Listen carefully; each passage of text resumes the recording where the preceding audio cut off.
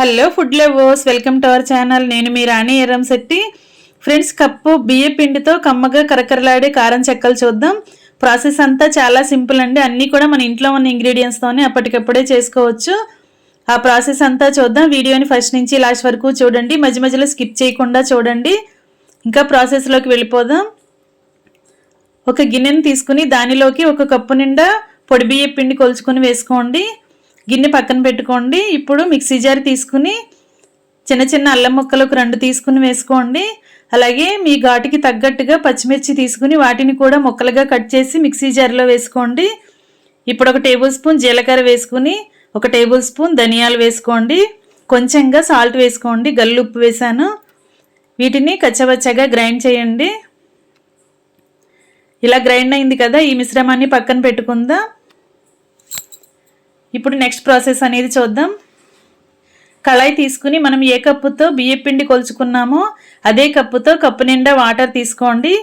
ఎన్ని కప్పుల బియ్య పిండి తీసుకుంటే అన్ని కప్పుల వాటర్ అండి. 1 కప్పు బియ్య పిండే కాబట్టి 1 కప్పు వాటర్ మాత్రమే పోసాను. ఇప్పుడు అదే ఆ వాటర్లో మనం గ్రైండ్ చేసి పెట్టుకున్న అల్లం పచ్చిమిర్చి పేస్ట్ అంతా కూడా అలా వాటర్లో వేసేసుకోండి.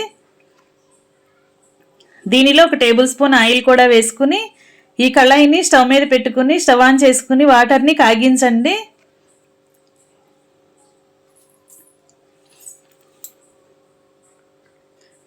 ఇలా వాటర్ కాగుతున్నాయి కదా, వాటర్ని టేస్ట్ చూడండి. సాల్ట్ కానీ మీ టేస్ట్కి తగ్గట్టుగా లేకపోతే మరలా యాడ్ చేసుకోండి. ఇప్పుడు వాటర్ కాగటం స్టార్ట్ అయిన తర్వాత స్టవ్ ఆఫ్ చేసుకుని కొలుచుకుని రెడీగా పెట్టుకున్న పొడి బియ్య పిండిని అలా వేసేసుకుని వాటర్లో బాగా కలపండి. ఉండలు అనేవి ఎక్కడా లేకుండా చక్కగా కలపండి. ఇలా వేడివేడిగా ఉన్నప్పుడే మూత పెట్టుకుని ఒక 10 నిమిషాలు పక్కన పెట్టామంటే పిండంతా కూడా బాగా మగ్గుతుంది. అప్పుడు స్నాక్స్ చేసుకున్నప్పుడు క్రిస్పీగా కరకరలాడుతూ చాలా చాలా టేస్టీగా వస్తాయండి. అందుకే ఇలా వేడివేడి నీళ్ళతో పిండిని కలపాలి. ఇప్పుడు చేతికి ఆయిల్ని అప్లై చేసుకుని పిండంతా కూడా సాఫ్ట్గా చేసుకుని చపాతీ ముద్దలాగా రెడీ చేయండి. ఇలా ఈ విధంగా మనం చేతికి ఆయిల్ అప్లై చేసుకుని పిండిని కలిపినట్లయితే పిండి ముద్ద అనేది చేతులకి అంటుకోకుండా ఉంటుంది. బాగా చల్లారిన తర్వాత ఈ ప్రాసెస్ అనేది చేసుకోండి. ఇలా పిండిని బాగా మెత్తగా కలుపుతూ చేసుకున్నామంటే పిండి అనేది సాఫ్ట్గా వస్తుంది. ఇలా పిండి ముద్ద అంతా రెడీ అయ్యింది కదా, చేతికి ఆయిల్ అప్లై చేసుకుని కొంచెం కొంచెంగా పిండి ముద్దలను తీసుకుని పిండిని సపరేట్ చేసుకోండి.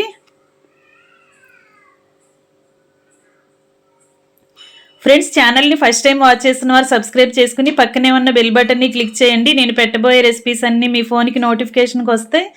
ఏ రోజు రెసిపీ ఆ రోజు ఓపెన్ చేసి చూడండి. పిండి ముద్దలన్నీ రెడీ అయ్యాయి కదా, ఇప్పుడు పూరీ పీటకి కొంచెం ఆయిల్ అప్లై చేసుకుని ఇలా ఒక పిండి ముద్దను తీసుకుని ఇలా చపాతీతో రోలర్తో ఒత్తుకోండి.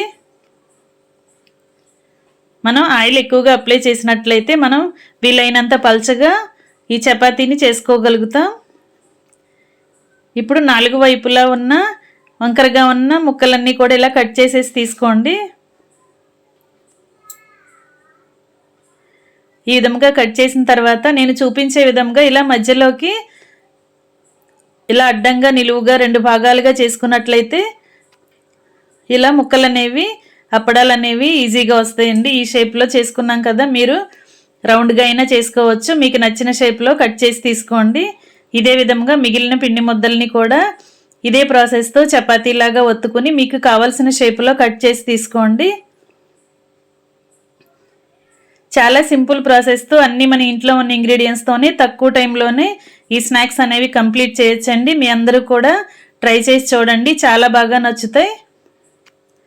ఈ విధంగా కట్ చేసుకుని అన్నిటినీ కూడా ఒక ప్లేట్లోకి పెట్టుకోండి.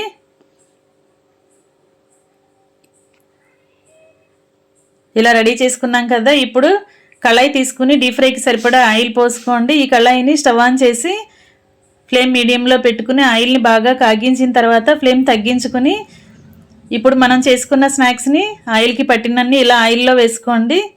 తక్కువగా వేసుకున్నామంటే స్నాక్స్ అనేవి పొంగుతూ క్రిస్పీగా వస్తాయండి. ఖాళీగా ఉన్నట్లయితే పొంగటానికి చక్కగా ఈజీగా ఉంటుంది.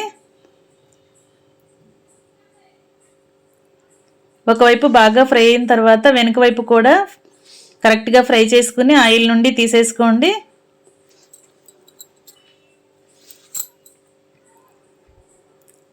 ఇదే విధంగా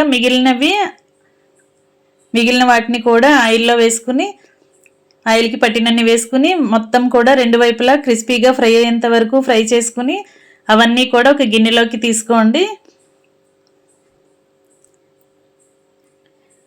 ఫ్రెండ్స్, ఛానల్ని ఫస్ట్ టైం వాచ్ చేసిన వారు సబ్స్క్రైబ్ చేసుకుని పక్కనే ఉన్న బెల్ బటన్ని క్లిక్ చేయడం మాత్రం మర్చిపోకండి. నేను పెట్టిన రెసిపీస్ అన్నీ ఏ రోజు రెసిపీ ఆ రోజు మీ ఫోన్కి నోటిఫికేషన్కి వస్తుంది. ఓపెన్ చేసి చూడండి. వాటిలో మీకు నచ్చిన రెసిపీస్ని కుక్ చేసి ఫ్యామిలీకి సర్వ్ చేయండి.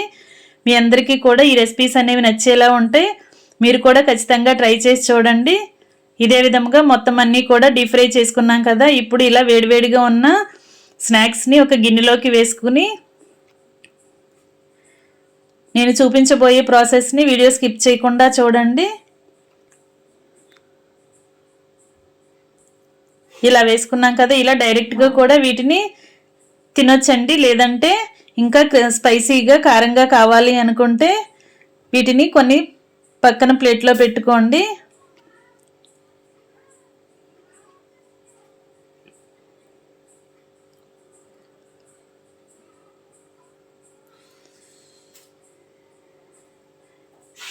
ఇలా వేసుకున్నాం కదా. ఇప్పుడు మనం ఇంకా స్పైసీగా కావాలి అనుకుంటే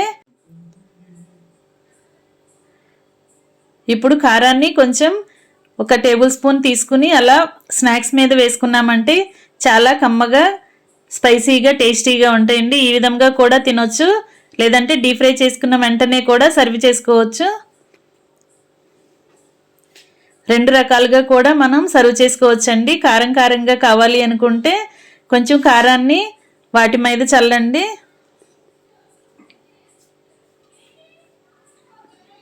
ఇంకా రెడీ అయిపోయి చాలా టేస్టీగా కమ్మగా ఉండే రైస్ ఫ్లోర్ స్నాక్స్ రెసిపీ.